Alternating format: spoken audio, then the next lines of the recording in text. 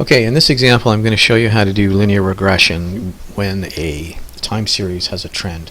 The first thing you have to do is you have to graph the data to make sure that it actually does demonstrate that there's a trend. So the first thing I'm going to do is I'm going to take the data and I'm going to go Insert, and then I'm going to go up here to the line graph, click on the line graph, and then I'm going to right click here and I'm going to go to Select Data.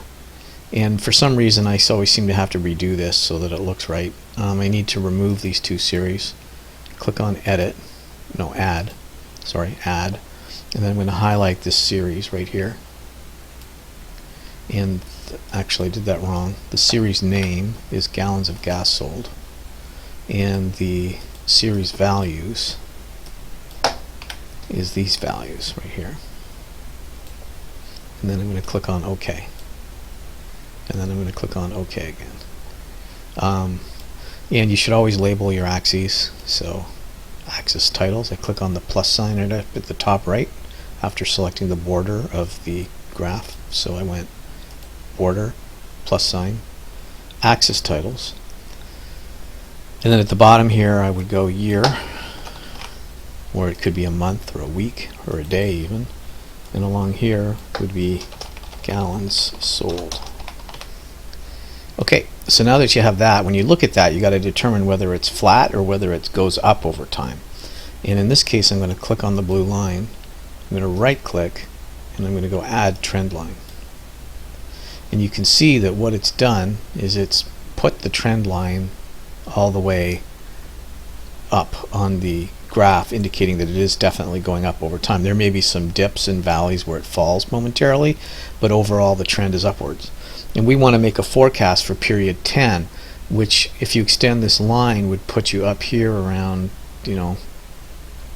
600 maybe or more, 620, 605, 610, something like that. We'll know exactly when we do it. Now the way that you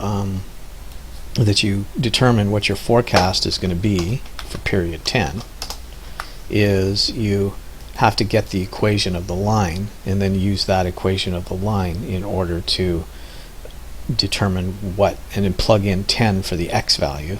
And the equation of the line follows the format of y is equal to mx plus b. So there's two ways you can get an equation of the line, and unfortunately they don't give exactly the same answer usually. The easiest way is to click on this right here, on the fitted line, the equation of the line. Make sure it's set to linear and put display equation on chart. So this is equal to y is equal to mx plus b. M is 9.55, x is the year, 510.25 is the equation of the line. So if I want to know what my forecast for period 10 is, I have to go equal sign 9.55, multiply that by 10, equal 9.55 times, oh, I've got it in the wrong spot here, equal 9.55 times this 10 right here plus 510.25 reading from the equation of the line. And that means that my forecast for period 10 is about 605.75 gallons of gas that I would expect to sell. Now, if you're working, now this gives you one figure. There's another way of getting this linear regression output that is a little bit more involved, and it involves going to File and then clicking on Options at the bottom, and then going to Add-ins, and then finding in this list Inactive Analysis Toolpack. This says Analysis Toolpack VBA. That's not the one you use. You use the one that's called Analysis Toolpack. Now I've already installed mine, so it's already installed. See, it looks like Analysis Toolpack, but there's no VBA after it.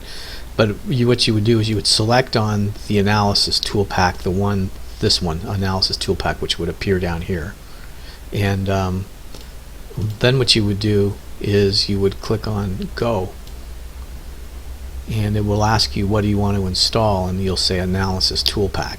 Click on that, click on OK. This will allow you to do more sophisticated linear regression, where what you do is you go data analysis,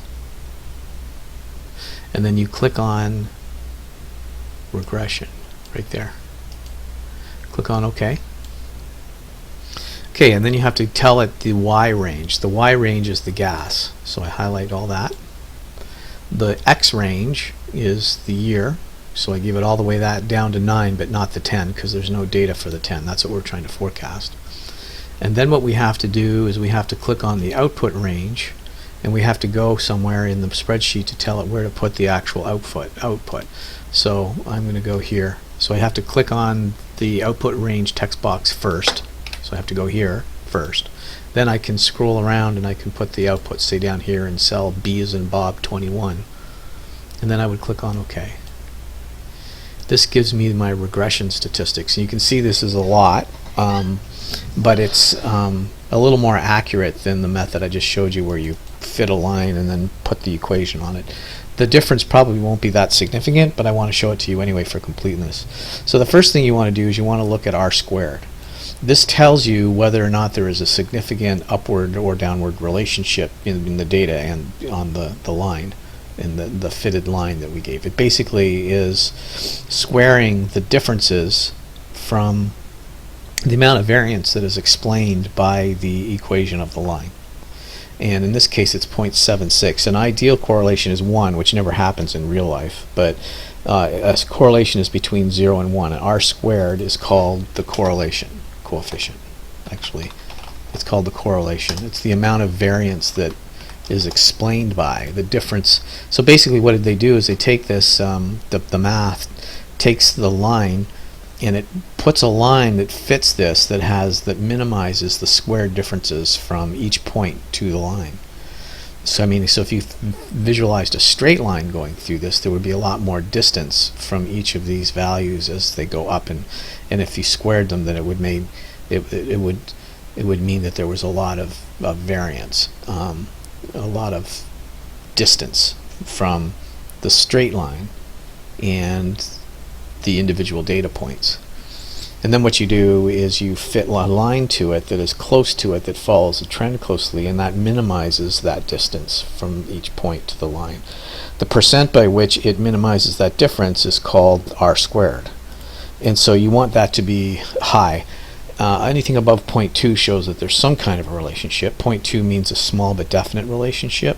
0.6 means there's a moderate, and anything above that is a very strong relationship. So in this case we have a pretty strong relationship between the year number and the gallons of gas sold, indicating that it's going up over time. And then the other thing you need to look for is the x variable, which is 9.55, and the intercept, which is 510. This x variable is m, and the y is equal to mx plus b formula, and this intercept is b. There are other values in here we could talk about, like you want this significance to be less than 0.05 right here, but I'm not going to go into how it calculates that. I just want to show you, generally if this value is really high, then this is going to be a significant relationship. So we're going to go back to this. We want to use the equation of the line. The equation of the line would be, and I'm going to do this forecast for period 10 again, it's going to be equal to 9.55 times period 10, because that's what x is, plus the intercept, which is 510.25.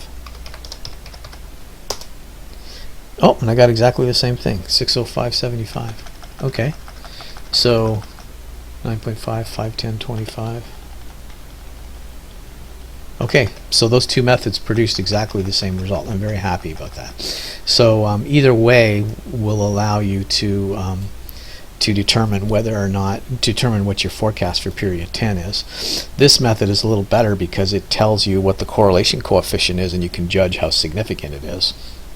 You might get, for example, a really weak trend at some point, and you might find that the R squared is really not that high and that it's not significant at 0.05 over here, in which case you'd question whether or not regression was the right method for determining whether or not, determining what your forecast would be for period 10. But anyway, that's how you do the linear regression in Microsoft Excel.